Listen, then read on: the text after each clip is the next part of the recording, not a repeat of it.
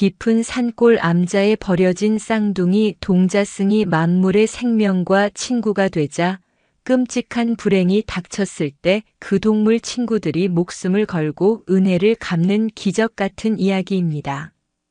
산이 무너지는 재앙 속에서 밝혀지는 눈물 없이는 들을 수 없는 늙은 주지스님의 충격적인 비밀에 대한 이야기입니다. 신비로운 이야기 속에서 따뜻한 감동과 깊은 깨달음을 느끼셨다면 구독과 좋아요로 함께 해주세요. 아주 먼 옛날 세상의 근심 걱정이 쉬어가는 깊고 깊은 산골짜기가 있었습니다. 그 산의 이름은 청운산, 푸른 구름산이라 불렸지요. 사시사철 맑은 날에도 산봉우리에는 신선이 피우는 차 연기 같은 푸른 구름이 신비롭게 감돌아 붙은 이름이었습니다. 그 청운산 중턱 깎아지른 절벽 위에 위태로우면서도 고고하게 자리 잡은 작은 암자가 하나 있었으니 사람들은 그 절을 마음 안자에 평화로울 심자를 써서 안심사라 불렀습니다. 안심사로 오르는 길은 험했습니다. 발 디딜 곳 하나 마땅찮은 자갈길을 반나절은 꼬박 올라야 했지요. 좁은 산길 양옆으로는 하늘을 가릴 듯한 수백 년 묵은 잣나무와 소나무들이 빽빽하게 들어서 한낮에도 어스름한 기운이 감돌았습니다. 바람이 불 때마다 나뭇잎 스치는 소리는 마치 낮은 경전 소리 같았고 발밑에서 바스락거리는 낙엽 소리만이 유일한 길동무였습니다. 이따금 바위 틈에서 맑은 샘물이 솟아나 목을 축여주었고 이름 모를 산새들의 지저귀미 고된 산행의 시름을 덜어주곤 했습니다. 이토록 깊은 곳에 자리한 안심사에는 세속의 나이로는 100살이 넘었다고도 하고 혹은 그 나이를 헤아리는 것조차 무의미하다고들 하는 백발이 성성한 노스님이 홀로 절을 지키고 계셨습니다. 사람들은 그를 그저 청운산 노스님이라 불렀습니다. 노스님의 얼굴에는 세월의 깊은 골이 파여 있었지만 그 눈빛만은 가을 하늘처럼 맑고 깊어서 한 번 마주친 사람은 쉬이 잊을 수가 없었습니다. 그러던 어느 해 겨울, 유난히 춥고 눈이 많이 내리던 날이었습니다. 새벽 예불을 드리기 위해 꽁꽁 언 손을 비비며 법당 문을 열던 노스님은 절문 앞에 놓인 2개의 작은 대바구니를 발견했습니다. 바구니 안에는 갓 태어난 듯한 갓난아이 둘이 색색거리며 잠들어 있었습니다. 어찌나 추웠던지 아이들의 얼굴은 하얗게 질려 있었지만 서로의 체온에 의지한 채 꼭 붙어 잠든 모습이었습니다. 바구니 안에는 아무런 글귀도 표식도 없었습니다. 노스님은 갓난아이들을 조심스레 안아들었습니다. 차갑게 식어가는 아이들의 몸에서 노스님은 지독한 속세의 인연과 동시에 깊은 부처님의 연민을 느꼈습니다. 이 추운 날, 이 어린 것들이 어찌 여기까지 왔을꼬. 이 또한 부처님의 뜻이겠지. 노스님은 아이들을 따뜻한 아랫목에 뉘고 정성껏 미음을 끓여 먹였습니다. 노스님은 쌍둥이 형제에게 각각 밝을 명자에 참 진자를 써서 명진이라 이름 짓고 동생에게는 밝을 명자에 도울 우자를 써서 명우라 이름 지었습니다. 진리를 밝히고 중생을 도우라는 뜻이었지요. 세월은 산속의 시냇물처럼 조용히 그리고 빠르게 흘러갔습니다. 명진과 명우, 2 동자승은 노스님의 지극한 사랑과 청운산의 맑은 정기를 받으며 무럭무럭 자라났습니다. 쌍둥이는 거울을 보듯 꼭 닮은 얼굴을 하고 있었지만 성격은 물과 불처럼 달랐습니다. 형인 명진은 차분하고 생각이 깊었습니다. 새벽녘이면 노스님보다 먼저 일어나 법당 앞마당을 쓸었고 노스님이 경전을 읽어주시면 한마디도 놓치지 않으려는 듯 깊은 눈으로 경전 글자를 좇았습니다. 특히 명진은 꽃과 나무를 돌보는 것을 좋아했습니다. 대웅전 앞 작은 화단에 핀 봉숭아며 채송화를 가만히 들여다보며 물을 주는 것이 명진의 가장 큰 기쁨이었습니다. 반면 동생 명우는 활달하고 호기심이 많았습니다. 가만히 앉아 있는 것을 조금 답답해했지요.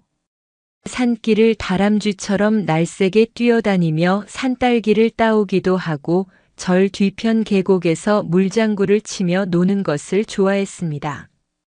명우의 주변에는 유독 작은 동물들이 모여들었습니다. 참새떼가 명우의 어깨에 내려앉아 제잘거리기도 하고 산토끼가 명우가 주는 나물 쪼가리를 겁도 없이 받아먹기도 했습니다. 두 동자승이 7살이 되던 어느 맑은 봄날이었습니다. 산 전체가 연두빛 새순으로 물들고 골짜기마다 진달래와 산벚꽃이 흐드러지게 피어 안심산은 그야말로 꽃대궐 같았습니다. 노스님은 법당 마루에 명진과 명우를 나란히 앉히셨습니다. 명진아, 명우야. 노스님의 목소리는 늙은 소나무 껍질처럼 거칠었지만 그 안에 담긴 온기는 봄볕처럼 따뜻했습니다. 예, 스님. 두 동자승이 똘망똘망한 눈으로 노스님을 바라보며 합장했습니다. 노스님은 법당 처마 끝에 매달린 풍경을 가만히 바라보셨습니다. 바람이 불자 풍경이 댕그랑 댕그랑 맑은 소리를 냈습니다. 저 풍경 소리가 들리느냐? 예, 스님. 맑은 소리가 참 듣기 좋습니다. 명진이가 조용히 대답했습니다. 저 풍경은 왜 소리를 내는고 하니 바람이 불어주기 때문이니라. 바람이 없으면 풍경은 그저 쇠붙이에 불과하지. 노스님은 두 동자승의 머리를 부드럽게 쓰다듬으셨습니다. 너희들도 마찬가지다. 너희들은 이 청운산의 품 안에서 자라고 있다. 이 산의 바람과 물, 나무와 풀, 저기 날아다니는 새 한 마리, 바위 밑에 숨은 벌레 한 마리, 그 모든 것들과 너희들은 따로 떨어져 있는 것이 아니다. 명우가 고개를 갸웃거리며 물었습니다. 스님, 그게 무슨 말씀이신지요? 저는 저고 새는 새가 아니옵니까? 노스님은 온화하게 웃으셨습니다. 명우야. 부처님께서는 모든 생명은 하나로 이어져 있다고 하셨다. 우리는 이 자연 속에서 사는 것이 아니라 이 자연과 더불어 자연과 어울려 사는 것이니라.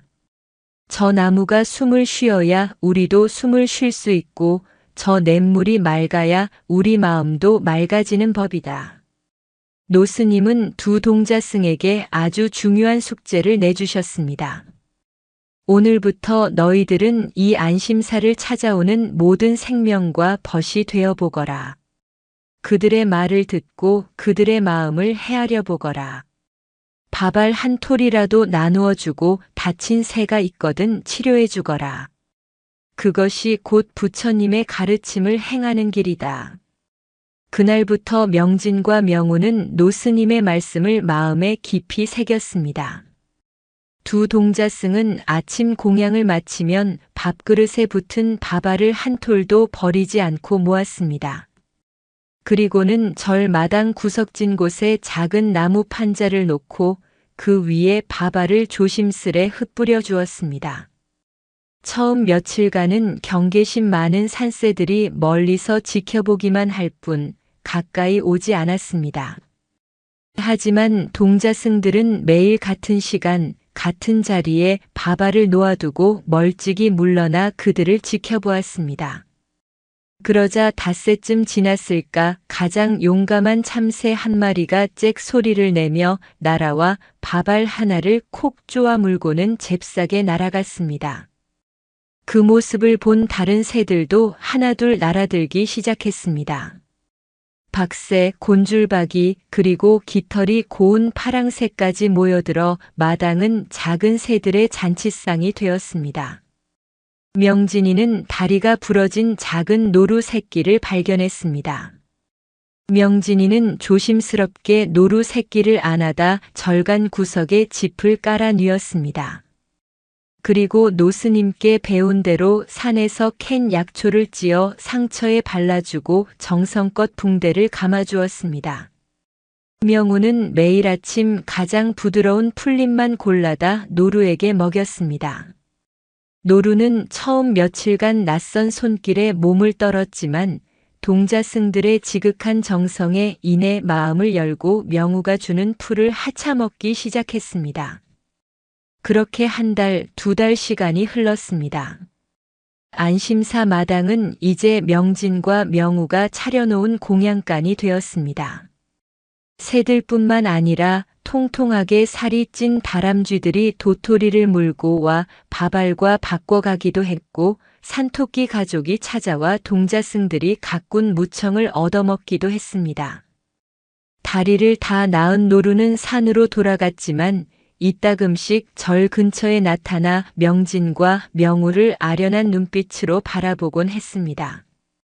명진과 명우 두 동자승의 순수하고 따뜻한 마음이 청운산 전체로 퍼져나가는 듯 했습니다. 동물들은 더 이상 안심사의 동자승들을 두려워하지 않았습니다. 오히려 그들 주변에는 늘 작은 동물들이 넘쳐났습니다. 명진이가 마당을 쓸면 다람쥐가 빗자루 끝을 따라다녔고 명우가 물을 기르러 계곡에 가면 산비둘기들이 명우의 머리 위를 맴돌며 노래를 불렀습니다. 노스님은 그런 두 동자승의 모습을 흐뭇하게 바라보았습니다. 그래, 잘하고 있다. 모든 생명은 이처럼 귀하고 소중한 것이니라. 너희들의 그 작은 자비심이 언젠가는 너희들을 그리고 이 산을 지켜줄 큰 힘이 될 것이다. 노스님의 말씀은 마치 미래를 내다보는 듯 했습니다. 그때는 명진도 명우도 그 말씀의 깊은 뜻을 다 헤아리지 못했습니다.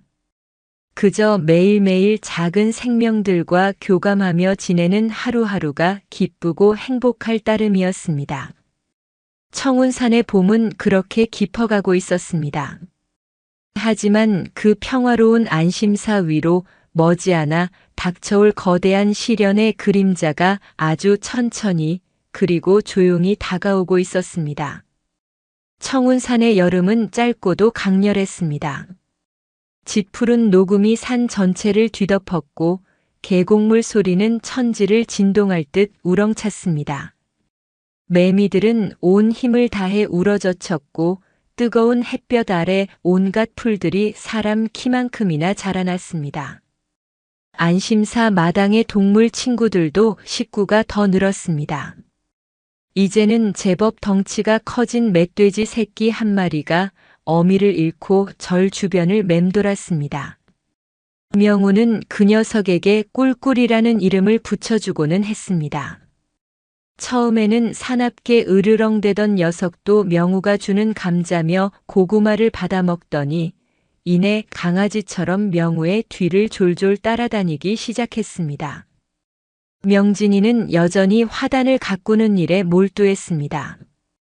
여름 볕에 타들어가는 꽃들을 위해 이른 새벽마다 계곡물을 길어다 듬뿍 주었습니다.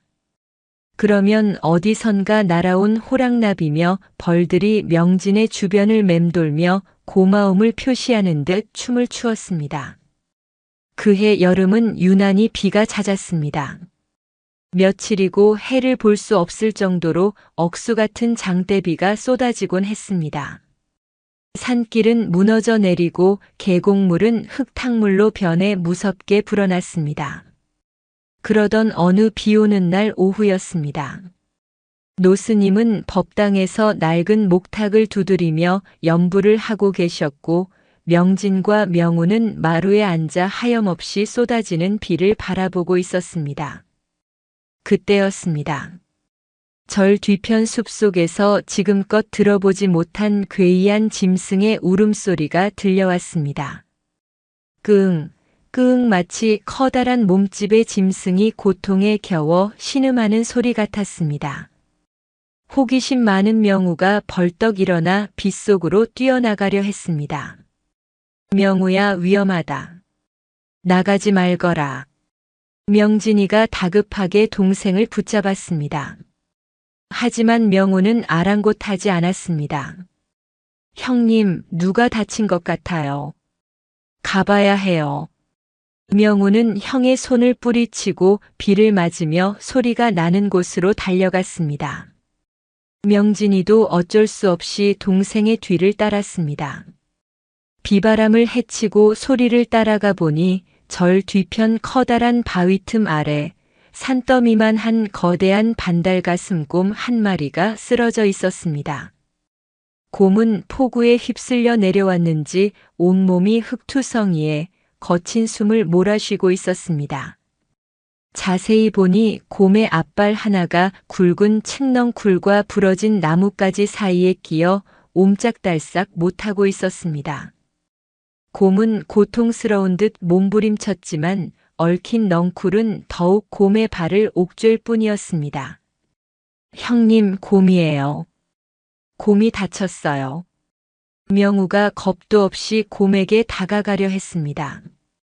안 된다가 명우야. 물릴라. 명진이가 동생을 뒤로 잡아 끌었습니다. 곰은 낯선 이들의 등장에 마지막 남은 힘을 다해 크르릉 위협적인 소리를 냈습니다. 바로 그때 연부를 마치신 노스님이 지팡이를 짚고 두 동자승에게 다가오셨습니다. 스님, 저기 곰이. 노스님은 쓰러진 곰을 물끄러미 바라보셨습니다. 그 눈에는 두려움이나 놀라움 대신 깊은 연민의 빛이 감돌았습니다. 이런, 산길을 내려오다 발을 헛디뎠나 보구나. 가엾은 것. 노스님은 명진과 명우를 돌아보며 말씀하셨습니다. 명진아, 부엌에 가서 가장 큰 칼을 가져오너라. 명우야, 너는 산에서 캔 약초 중에 뼈 붙는 데 쓰는 것을 가져오고. 두 동자승은 스님의 침착한 모습에 조금은 안정이 되는 듯 빗속을 뚫고 절로 달려갔습니다. 잠시 후 명진이는 칼을, 명우는 약초 바구니를 들고 돌아왔습니다. 노스님은 곰을 향해 천천히 다가가셨습니다. 곰은 여전히 경계심을 풀지 않고 으르렁거렸습니다. 노스님은 곰의 눈을 정면으로 바라보며 나지막하지만 힘있는 목소리로 말씀하셨습니다. 이복의 짐승의 왕. 우리는 그대를 해치러 온 것이 아니네. 그대의 고통을 덜어주고자 함일세. 잠시만 그 성난 마음을 거두어 주게나. 신기하게도 노스님의 목소리가 닿자 곰은 서서히 몸부림을 멈추고 거친 숨을 골랐습니다. 마치 노스님의 말을 알아듣기라도 한 듯 했습니다. 노스님은 조심스럽게 다가가 곰의 발을 옥죄고 있는 칡넝쿨을 칼로 끊어내기 시작했습니다. 곰은 고통스러운 듯 신음했지만 더 이상 저항하지 않았습니다. 드디어 곰의 발이 풀려났습니다. 앞발은 피가 나고 퉁퉁 부어올라 있었습니다. 명우가 가져온 약초를 노스님이 손수 찧어 곰의 상처에 정성껏 발라주었습니다. 곰은 지친 듯 혹은 고마운 듯 그저 가만히 엎드려 노스님의 손길을 받아들였습니다. 됐다. 이제 곧 나을 것이다. 비를 피할 곳을 찾아 어서 가보거라. 노스님이 곰의 머리를 한번 쓰다듬어 주었습니다.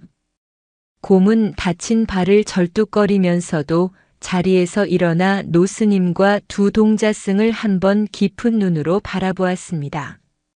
그리고는 쿠엉 하고 낮은 소리로 한번 울더니 비바람 속으로 천천히 사라졌습니다.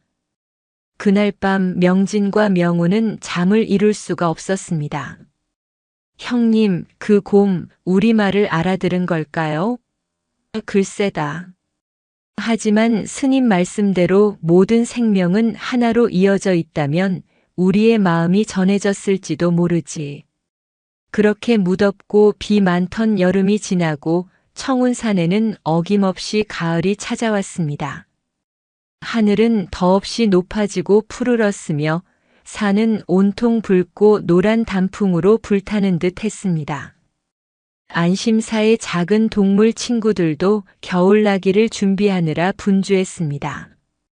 다람쥐들은 도토리를 물어다 나르느라 여념이 없었고 새들은 무리지어 남쪽으로 날아갈 채비를 했습니다. 명진과 명우도 겨울 준비에 바빴습니다. 노스님을 도와 법당문에 문풍지를 새로 발랐고 산에서 마른 나뭇가지를 주워와 땔감을 쌓았습니다. 그리고 텃밭에서 거둔 얼마 안 되는 무와 배추를 뽑아 독에 묻었습니다. 올겨울은 유난히 추울 게다. 어느 날 저녁 노을 지는 서쪽 하늘을 바라보시며 노스님이 혼잣말처럼 중얼거리셨습니다.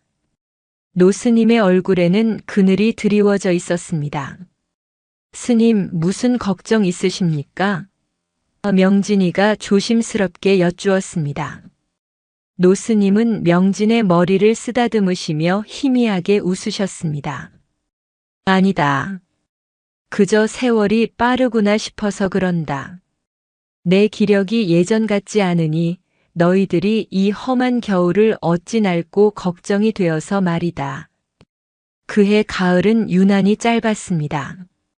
단풍이 채 지기도 전에 이른 첫눈이 내렸습니다. 청운산은 하룻밤 사이에 하얀 눈의 왕국으로 변했습니다.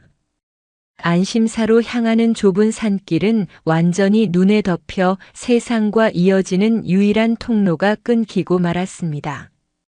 안심사의 겨울은 길고 혹독했습니다. 매서운 바람이 산을 울렸고 눈은 그칠 줄 모르고 쌓여만 갔습니다. 절간의 문은 꽁꽁 얼어붙어 열기조차 힘들었습니다. 명진과 명우가 매일 아침 차려놓던 동물들의 공양간에도 발길이 뚝 끊겼습니다. 새들은 모두 따뜻한 곳으로 떠났고 다람쥐와 토끼들도 깊은 굴 속으로 숨어버린 듯 했습니다. 명우가 애지중지하던 멧돼지 꿀꿀이마저도 어느 날 숲속으로 사라진 뒤 돌아오지 않았습니다. 안심사는 완벽하게 고립되었습니다. 청운산의 겨울은 그야말로 냉혹했습니다. 칼날 같은 바람이 밤낮으로 울부짖었고 눈은 처마 끝까지 쌓여 절간을 거대한 눈 무덤 속에 가두어 버렸습니다. 명진과 명우는 솜니부를 뒤집어 쓰고도 오들오들 떨어야 했습니다. 방 안에서 입김이 하얗게 서릴 정도였습니다. 가장 큰 문제는 땔감이었습니다. 가을에 모아둔 나뭇가지들은 진작에 동이 났습니다. 노스님과 두 동자승은 이제 절간의 낡은 나무 기둥이나 문짝을 뜯어 아궁이에 불을 떼야 할 형편이었습니다. 하지만 땔감보다 더 무서운 것은 식량난이었습니다. 가을에 거둔 무와 배추는 꽁꽁 얼어붙었고 항아리에 담아둔 곡식도 바닥을 드러내기 시작했습니다. 세 식구는 이제 하루에 한 끼 멀건 죽으로 겨우 연명하고 있었습니다. 스님, 곡식이 다 떨어져 갑니다. 어찌하면 좋습니까? 명진이의 목소리에는 물기가 어려 있었습니다. 노스님은 앙상하게 마른 손으로 명진의 손을 잡으셨습니다. 너무 걱정 말거라. 이 또한 지나갈 것이다. 부처님께서 우리를 버리시지는 않을 게다. 하지만 노스님의 말씀과는 달리 상황은 날이 갈수록 악화되었습니다. 혹독한 추위와 부족한 영양 탓에 평생을 청운산의 맑은 정기로 살아오신 노스님마저도 그만 덜컥 병을 얻고 마셨습니다. 처음에는 가벼운 기침으로 시작되었습니다. 하지만 며칠이 지나지 않아 노스님은 뜨거운 불덩이처럼 열이 끓어올랐고 밤새도록 가쁜 숨을 몰아쉬며 헛소리를 하셨습니다. 스님, 스님, 정신 차리세요. 명진과 명우가 울면서 스님을 흔들어 깨웠지만 노스님은 눈을 뜨지 못했습니다. 형님, 스님이 돌아가시면 어떡해요? 무서워요. 명우가 눈물을 펑펑 쏟으며 명진의 품에 안겼습니다. 명진이는 10살 남짓한 어린아이였지만 형이었습니다. 억지로 눈물을 삼키며 동생을 다독였습니다. 아니다, 명우야. 스님은 괜찮으실 게다. 우리가 스님을 살려야 한다. 명진이는 노스님이 예전에 약초에 대해 가르쳐 주시던 것을 떠올렸습니다. 그래, 해열초. 스님께서 열이 날 때는 눈 속에서도 자라는 해열초를 다려 먹어야 한다고 하셨어. 해열초는 절 뒤편 깎아지를 듯한 절벽 틈에서만 자라는 귀한 약초였습니다. 이 눈보라 속에 그곳까지 가는 것은 목숨을 거는 일이나 마찬가지였습니다. 명우야, 내가 스님 약초를 캐러 다녀오마. 너는 스님 곁을 지키며 물수건이라도 갈아들이거라. 안 돼요, 형님. 위험해요. 길이 다 얼어붙었단 말이에요. 명우가 울며 형의 옷자락을 붙잡았습니다. 괜찮다. 스님을 살릴 수만 있다면 이까짓 눈보라쯤이야. 금방 다녀올게. 명진이는 혹겹에 누비옷을 단단히 여미고 작은 호미 하나를 든 채 비틀거리며 밖으로 나섰습니다. 문을 여는 순간 산더미 같은 눈이 절간 안으로 쏟아져 들어왔습니다.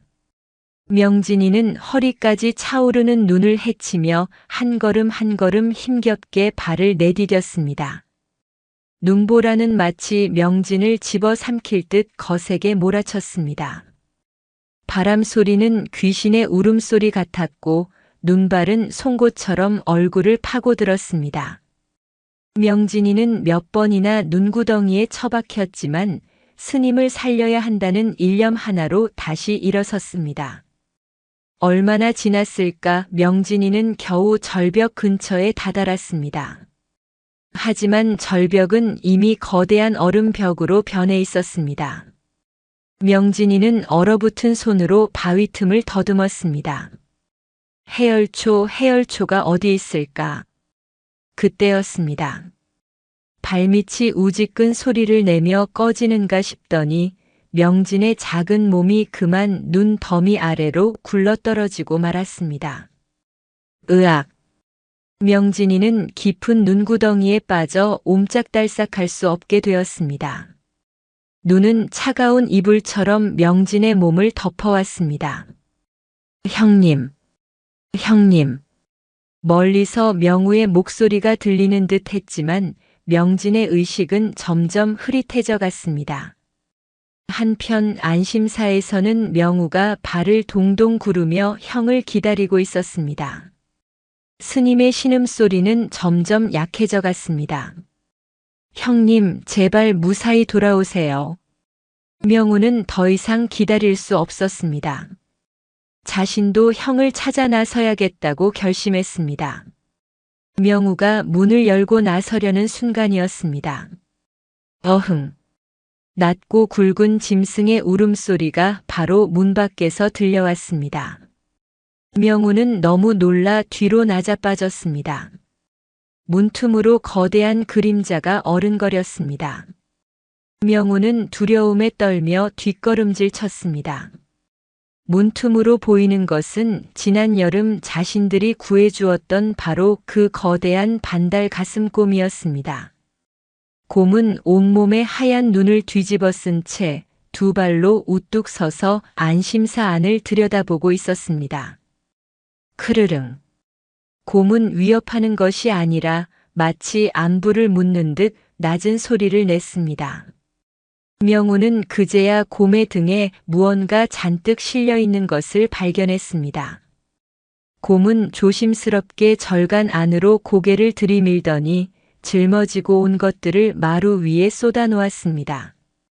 그것은 놀랍게도 갓 잡은 듯 피가 뚝뚝 떨어지는 커다란 멧돼지 한 마리였습니다. 그리고 멧돼지 옆에는 명우가 그토록 찾던 해열초가 뿌리째 한 무더기 놓여 있었습니다. 명우는 제 눈을 의심했습니다. 이 혹독한 겨울에 먹을 것을 구하기 힘든 곰이 자신들이 먹을 귀한 멧돼지를 잡아온 것입니다. 심지어 스님께 필요한 약초까지 정확히 구해왔습니다. 곰은 물건을 내려놓고는 다시 쿠엉 하고 한 번 울더니 이번에는 명우를 재촉하는 듯한 몸짓을 했습니다. 그리고는 밖으로 나가 눈보라 속 어딘가를 향해 앞발을 내저었습니다. 곰아, 너 혹시 우리 형님을 본 거니? 명우의 말에 곰이 고개를 끄덕이는 듯 했습니다. 명우는 스님을 돌아보았습니다. 스님은 여전히 의식이 없었습니다. 하지만 지금 당장 형을 구하지 않으면 형이 얼어 죽을지도 모르는 상황이었습니다. 스님, 금방 다녀오겠습니다. 명우는 해열초 몇 뿌리를 챙겨 스님의 입에 즙을 내어 흘려넣고는 곰을 따라 밖으로 뛰쳐나갔습니다. 곰은 거대한 몸집과는 달리 쏜살같이 눈밭을 헤치며 앞장섰습니다. 명우는 곰의 뒤를 필사적으로 따라갔습니다. 곰은 정확히 명진이가 쓰러진 눈구덩이로 명우를 이끌었습니다. 형님, 형님. 명우가 눈을 파헤치자 차갑게 식어가는 명진의 손이 만져졌습니다. 명진은 이미 의식을 잃고 파랗게 질려 있었습니다. 명우가 울부짖으며 형을 끌어안았습니다. 그때 곰이 다가와 거대한 몸으로 명진과 명우를 감싸 안았습니다. 따뜻하고 두터운 곰의 털이 차가운 바람을 막아주었고 곰의 거친 숨결이 두 동자승에 얼어붙은 뺨을 녹여주었습니다. 곰은 마치 어미가 새끼를 품듯 두 동자승을 품에 안고 꼼짝도 하지 않았습니다. 얼마나 지났을까 명진이가 가늘게 신음하며 눈을 떴습니다. 명우야. 여긴. 곰이. 형님. 곰이 우리를 구해줬어요. 스님 약초도 가져왔어요. 곰은 명진이가 정신을 차린 것을 확인하고는 명진이를 등에 업으라는 듯 등을 내밀었습니다. 명우는 형을 곰의 등에 태웠습니다. 곰은 다친 명진을 태우고 명우를 이끌며 험한 눈길을 헤치고 다시 안심사로 돌아왔습니다. 절간에 돌아오니 놀라운 일이 벌어져 있었습니다. 안심사 마당에는 곰이 가져다 놓은 멧돼지뿐만 아니라 겨울잠을 자다 깬 뱀이 가져온 듯한 귀한 버섯이며 산토끼가 물어다 놓은 나무뿌리, 심지어 명우가 돌보던 멧돼지 꿀꿀이가 다 자란 모습으로 돌아와 마른 도토리 한 무더기를 마당에 부려놓고 있었습니다. 그리고 처마 밑에는 그 많던 새들이 어디서 돌아왔는지 수십 마리가 날아와 추위에 떨며 앉아 있었습니다. 지난날 동자승들이 베푼 작은 친절을 잊지 않은 동물 친구들이 안심사의 위기를 알고 저마다 먹을 것을 물어다 놓은 것이었습니다. 아, 부처님. 명진과 명우는 마당에 가득한 동물들과 그들이 가져온 음식들을 보며 하염없이 눈물을 흘렸습니다.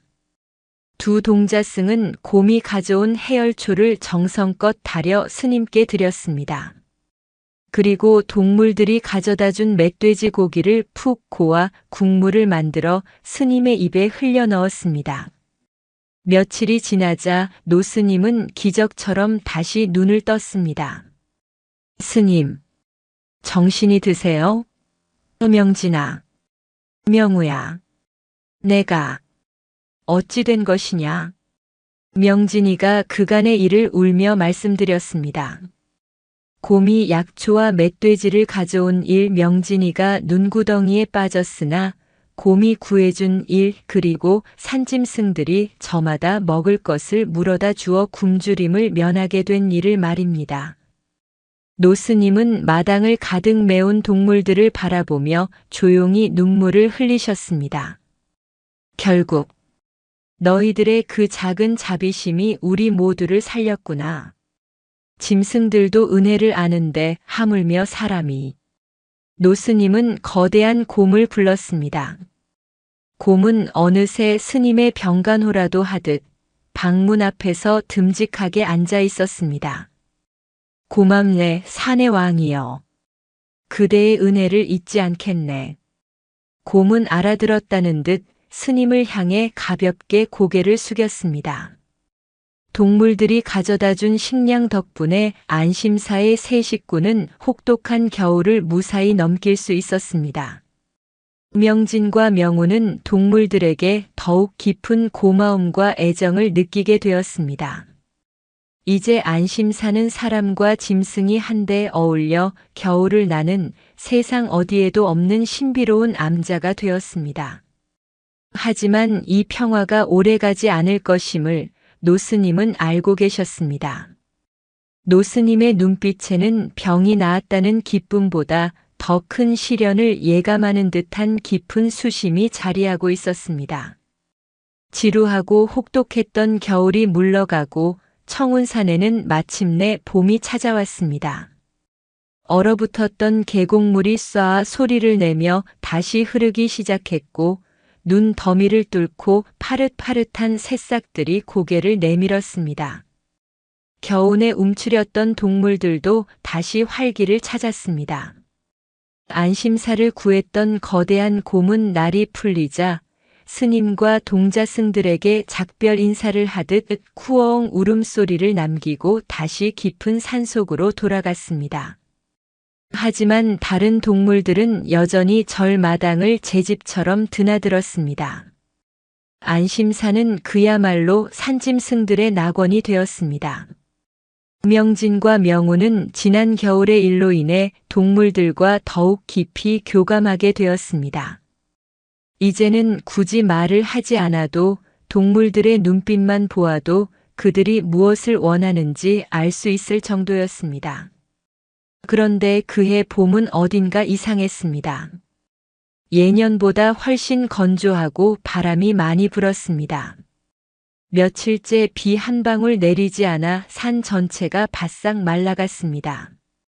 작은 불씨 하나에도 큰 불이 날 것처럼 위태로운 날들이 이어졌습니다. 그리고 이상한 일은 또 있었습니다. 안심사 주변을 맴돌던 동물들이 언제부턴가 불안한 기색을 보이기 시작했습니다. 새들은 까닭없이 하늘을 빙빙 돌며 시끄럽게 울어댔고 다람쥐들은 땅속에 숨겨둔 도토리를 다시 파내어 다른 곳으로 옮기느라 분주했습니다. 토끼들은 작은 소리에도 화들짝 놀라 굴 속으로 숨어버리곤 했습니다. 형님, 동물들이 왜 저럴까요? 꼭 무엇엔가 쫓기는 것 같아요. 명우가 불안한 눈빛으로 명진에게 물었습니다. 글쎄다. 꼭 무슨 큰일이라도 날 것처럼 구는구나. 노스님의 안색도 날이 갈수록 어두워졌습니다. 노스님은 지난 겨울 얻었던 병이 완전히 낫지 않은 듯 자주 기침을 하셨고 예전보다 눈에 띄게 쇠약해지셨습니다.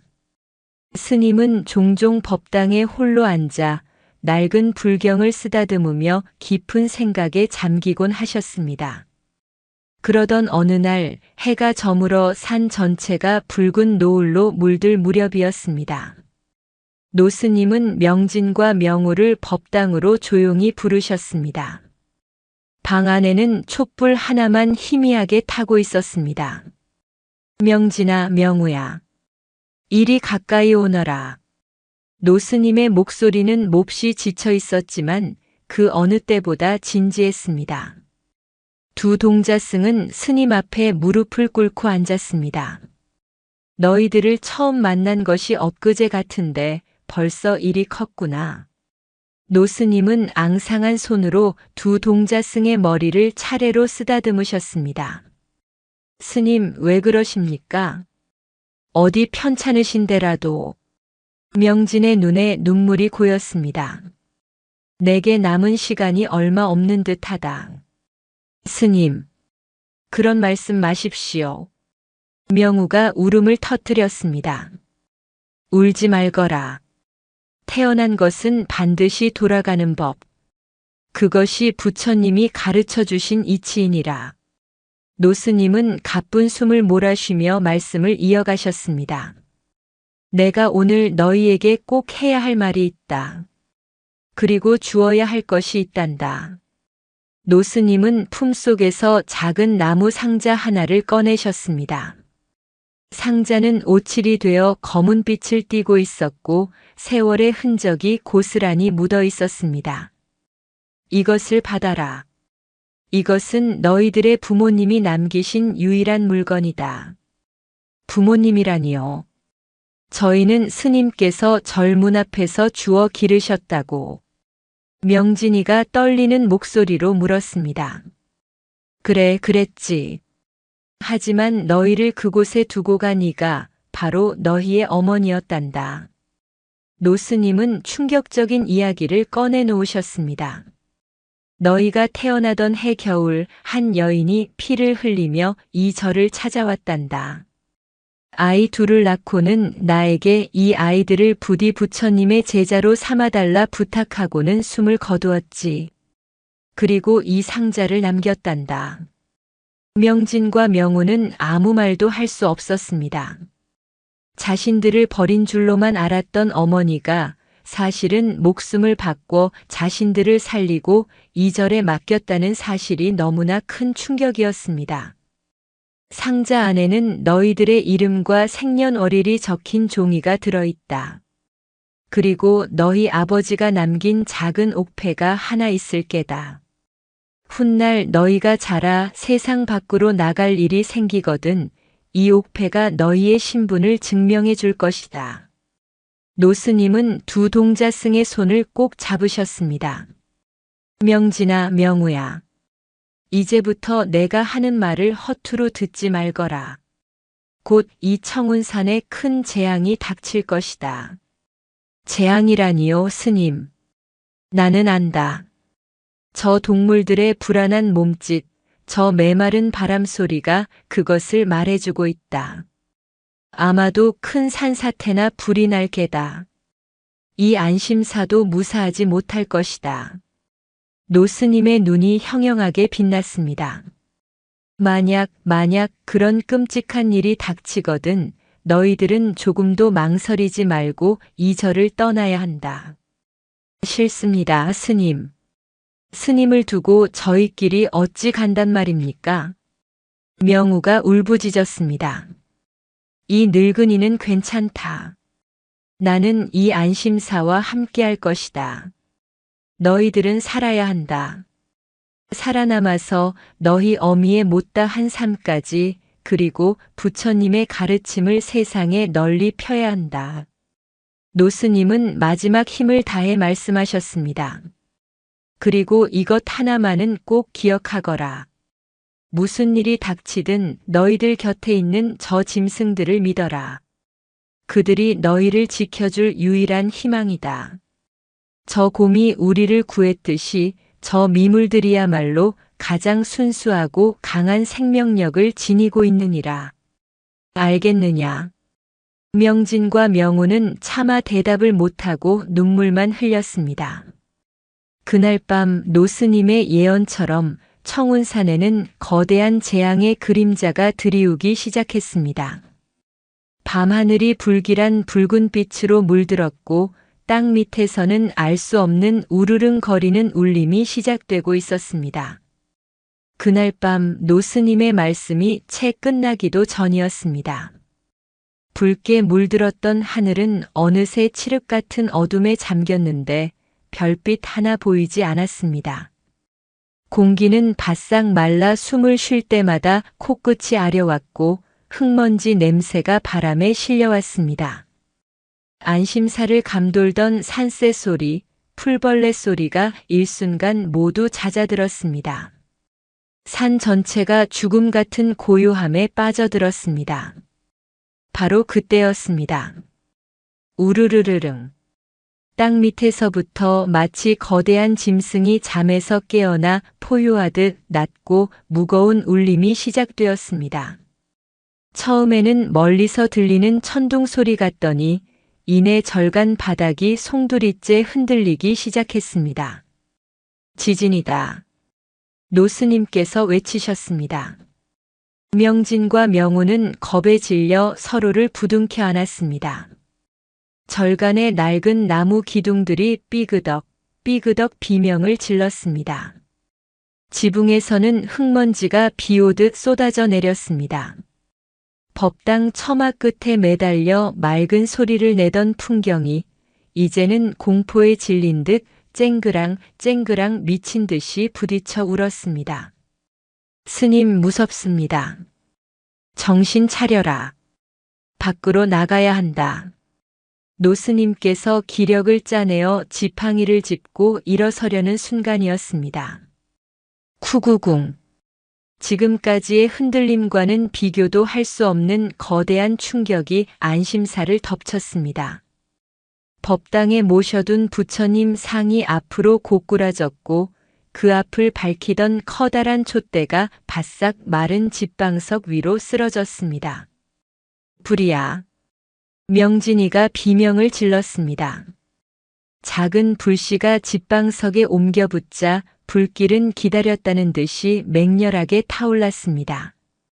건조한 바람이 문틈으로 몰아치자 불은 순식간에 낡은 나무 기둥을 타고 대들보로 옮겨 붙었습니다. 삽시간에 법당 전체가 벌건 화염에 휩싸였습니다. 콜록콜록. 스님 이쪽입니다. 명진과 명우는 쇠약해진 노스님을 양쪽에서 부축하여 겨우 법당 밖 마당으로 빠져나왔습니다. 하지만 밖의 상황은 암보다 더욱 끔찍했습니다. 콰르르르릉. 지진은 그저 시작에 불과했습니다. 안심사가 자리한 깎아지른 절벽, 그 뒤편의 산이 통째로 무너져 내리고 있었습니다. 거대한 바위 덩어리들과 수백 년 묵은 나무들이 흙더미와 뒤엉켜 마치 성난 강물처럼 쏟아져 내렸습니다. 안심사로 올라오던 유일한 산길이 바로 그 산사태에 휩쓸려 흔적도 없이 사라져버렸습니다. 앞에는 깎아지른 절벽이요, 뒤에는 집어삼킬 듯 타오르는 불길이었습니다. 그리고 옆에서는 산이 무너져 내리고 있었습니다. 안심산은 그야말로 하늘도 땅도 막힌 거대한 무덤으로 변해가고 있었습니다. 연기는 눈을 뜰 수 없을 정도로 매웠고 불길의 열기는 살갗을 태울 듯 뜨거웠습니다. 세 식구는 불타는 절간 마당 한가운데서 이제 꼼짝없이 죽음을 기다려야 할 처지가 되었습니다. 명진과 명우는 절망감에 주저앉아 울부짖었습니다. 노스님은 그 와중에도 어린 동자승들을 품에 안고 조용히 나무아미타불을 외고 계셨습니다. 바로 그때였습니다. 짹짹, 깍깍. 하늘이 온통 시끄러워졌습니다. 지난 겨울 안심사를 찾아왔던 그 새들, 그리고 봄 내내 불안하게 울어대던 수백 마리의 산새들이 어디서 나타났는지 불타는 절간 위를 뒤덮었습니다. 새들은 마치 검은 구름처럼 뭉쳐서 동자승들의 머리 위로 쏜살같이 날아들었습니다. 아야, 새들이 왜 이럽니까? 명우가 팔로 머리를 감쌌습니다. 새들은 공격하는 것이 아니었습니다. 동자승들의 옷자락을 부리로 물어 잡아당기며 한쪽 방향을 필사적으로 가리켰습니다.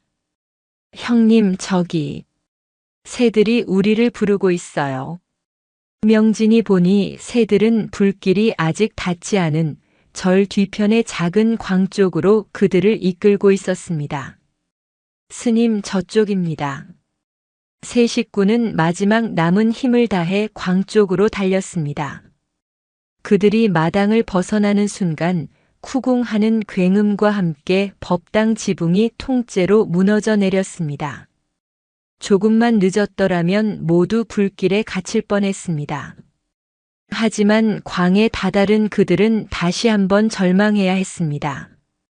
광의 뒤편은 거대한 바위 절벽이었는데 이미 산사태로 틈이 벌어지고 금이 가기 시작했습니다. 불을 피했더니 이제는 바위가 그들을 덮칠 기세였습니다. 이제 정말 끝이로구나. 노스님이 탄식했습니다. 그때 저 맹렬한 불길 속에서 산천이 떠나가라 울부짖는 소리가 들려왔습니다. 어흥. 지난 겨울 그들을 구했던 바로 그 거대한 반달 가슴곰이었습니다. 곰은 온몸의 털이 불에 그슬리는 것도 아랑곳하지 않고 화염을 뚫고 그들 앞에 나타났습니다. 곰의 눈은 붉게 충혈되어 있었습니다. 곰은 광앞을 가로막고 있던 불붙은 문짝을 거대한 앞발로 단숨에 부수어 버렸습니다. 그리고는 새 식구를 향해 불길이 아니라 산사태가 일어나는 반대쪽을 향해 고개를 거칠게 내저었습니다. 곰아, 너. 곰은 마치 나를 따르라고 말하는 듯 했습니다. 그뿐만이 아니었습니다. 곰의 뒤편 아직 불길이 닿지 않은 숲 가장자리에는 명우가 돌보던 멧돼지 꿀꿀이와 다리가 나았던 노루가족이 그들을 초조하게 바라보고 있었습니다. 동물들은 불과 산사태를 피해 달아난 것이 아니었습니다. 위험을 무릅쓰고 자신들에게 자비를 베풀었던 동자승들을 구하기 위해 다시 돌아온 것이었습니다. 곰이 앞장서서 불길을 몸으로 막아 길을 텄습니다. 새들은 하늘에서 떨어지는 불똥과 작은 바위 조각들을 미리 보고 비명 같은 울음소리로 경고하며 그들 위를 맴돌았습니다. 멧돼지와 노루는 험한 산길을 날쌔게 이끌었습니다. 그 길은 명진과 명우도 몰랐던 짐승들만이 아는 아주 좁고 가파른 비탈길이었습니다. 노스님의 말씀대로였습니다. 짐승들을 믿어라. 그들이 너희를 지켜줄 유일한 희망이다. 그 말씀이 현실이 되어 눈앞에 펼쳐지고 있었습니다. 동물들의 인도를 받아 새 식구는 겨우 불타는 안심사를 벗어났습니다. 하지만 재앙은 끝나지 않았습니다. 산 전체가 울고 있었습니다. 그들이 겨우 발을 디딘 좁은 짐승길마저도 위태롭게 흔들렸습니다. 명진과 명우는 거의 탈진 상태인 노스님을 업고 끌다시피 하며 험한 비탈을 내려왔습니다. 거대한 곰이 그들 뒤에서 혹시라도 굴러떨어질 바위를 막아서려는 듯 듬직하게 버티고 섰습니다. 얼마나 내려왔을까? 그들은 산 중턱의 작은 공터에 다다랐습니다. 하지만 그 순간 콰르르릉 하는 소리와 함께 그들이 막 빠져나온 윗부분의 길이 통째로 무너져 내렸습니다. 이제 다시 돌아갈 길도 더 내려갈 길도 보이지 않았습니다. 그들은 불과 흙먼지 속 아슬아슬한 절벽의 작은 바위턱에 고립되고 말았습니다. 콜록콜록. 노스님이 매캐한 연기 탓에 심한 기침을 쏟아내셨습니다. 노스님은 이미 자신의 마지막이 다가왔음을 직감하셨습니다. 스님, 기운 내십시오. 거의 다 내려왔습니다. 명진이가 울먹이며 말했습니다. 노스님은 고개를 저으셨습니다. 그리고는 명진과 명우를 자신의 앞으로 불렀습니다. 명진아, 명우야. 이 늙은이는 여기까지인 듯 하구나. 아닙니다, 스님. 그런 말씀 마십시오. 저희가 업고 가겠습니다. 명우가 스님의 옷자락을 붙잡고 애원했습니다. 노스님은 쇠약했지만 맑고 깊은 눈으로 두 동자승을 바라보셨습니다. 저 곰을 보거라. 스님이 가리킨 곳에는 거대한 곰이 위에서 떨어지는 잔돌들을 제 몸으로 막아내며 두 동자승을 보호하고 있었습니다. 곰의 어깨에서는 피가 흐르고 있었습니다. 저 새들을 보거라. 자신들의 보금자리가 불타는 와중에도 우리를 인도하고 있지 않느냐. 스님, 이것이 바로 부처님의 가르침이니라. 너희가 밥 한 토를 나누어 준 그 마음, 다친 다리를 고쳐준 그 자비심이 이렇게 수백 배, 수천 배가 되어 너희에게 돌아온 것이다. 모든 생명은 이처럼 하나로 이어져 있는 법이니라. 노스님의 목소리는 낮았지만 그 울림은 천지를 흔드는 산사태 소리보다 더 크게 두 동자승의 마음에 와닿았습니다. 스님, 하지만 스님 없이는 저희도 아니다. 나는 이 청운산의 흙으로 돌아갈 뿐이다. 하지만 너희는 살아야 한다. 너희는 이 산이 가르쳐준 생명의 소중함을 세상에 전해야 할 의무가 있다. 그것이 너희가 이 절에 온 이유이니라. 노스님은 마지막 힘을 다해 명진과 명우의 등을 떠밀었습니다. 어서 가거라. 저 짐승들을 따라가거라. 그것이 이 늙은이의 마지막 부탁이다. 하지만 명진과 명우는 차마 발을 뗄 수가 없었습니다. 평생을 아버지처럼 할아버지처럼 의지해온 스님을 이 불지옥 속에 홀로 두고 갈 수는 없었습니다. 싫습니다. 스님, 같이 가셔야 합니다. 두 동자승이 스님을 부둥켜 안고 통곡했습니다. 바로 그때였습니다. 우르르르 쾅. 하늘이 무너지는 듯한 굉음이 들렸습니다. 그들이 겨우 버티고 서 있던 작은 바위턱마저 금이 가기 시작했습니다. 그리고 저 위 그들이 빠져나온 안심사에 불타는 대들보와 기둥들이 통째로 그들이 있는 곳을 향해 쏟아져 내리기 시작했습니다. 위험하다. 곰이 포효하며 두 동자승을 거대한 몸으로 밀쳤습니다. 곰은 그들을 바위턱 구석에 있는 작은 동굴 틈새로 밀어넣었습니다. 그 순간 죽음을 눈앞에 둔 노스님이 두 동자승을 바라보며 절규하듯 외쳤습니다. 명진아, 명우야, 너희는 버려진 아이들이 아니니라. 스님, 그게 무슨 말씀이십니까? 불길과 흙먼지 속에서 명진이 되물었습니다. 노스님의 눈에서 뜨거운 눈물이 쏟아졌습니다. 10년 전 눈보라 속에 너희를 안고 이 절을 찾아왔던 그 여인, 너희를 낳고 숨을 거둔 그 여인이 바로 내 하나뿐인 딸이었단다. 예.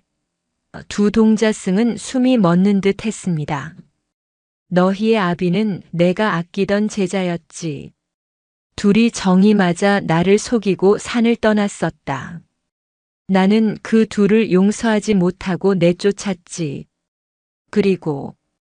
그리고 내 딸은 너희를 낳고 이 못난 아비의 절문 앞에서 죽어갔던 게다. 노스님은 울부짖었습니다. 나는 너희들의 스승이 아니라 너희의 어미를 죽게 한 죄인이며 너희들의 할아버지란다. 충격적인 비밀이었습니다. 노스님은 그저 인연 따라 그들을 거둔 것이 아니었습니다. 평생의 죄를 씻는 마음으로 자신의 피부치인 손자들을 속죄하는 마음으로 거두어 기른 것이었습니다. 할아버지, 명우가 울부짖으며 스님에게 기어가려 했습니다. 하지만 그 순간 불타는 절의 잔해가 그들을 덮쳤습니다. 노스님은 마지막으로 자신을 향해 손을 뻗는 두 손자를 향해 온화하게 웃어 보이셨습니다. 평생의 짐을 내려놓은 듯한 편안한 미소였습니다. 그리고 조용히 두 손을 모아 합장하셨습니다. 쾅! 거대한 잔해와 흙더미가 노스님을 덮쳤습니다.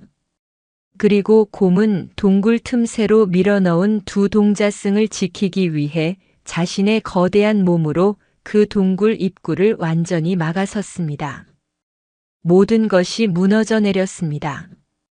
세상은 칠흑 같은 어둠과 굉음 속으로 사라졌습니다. 얼마나 시간이 흘렀는지 알 수 없었습니다. 지옥 같던 굉음이 멎었습니다. 명진과 명우는 좁은 바위 틈에서 서로를 부둥켜 안고 떨고 있었습니다. 밖은 고요했습니다. 흙먼지가 조금 가라앉자 희미한 빛이 들어왔습니다. 형님, 괜찮으세요? 명우야, 살았구나. 우리가. 두 동자승은 기어서 바위 틈을 빠져나왔습니다.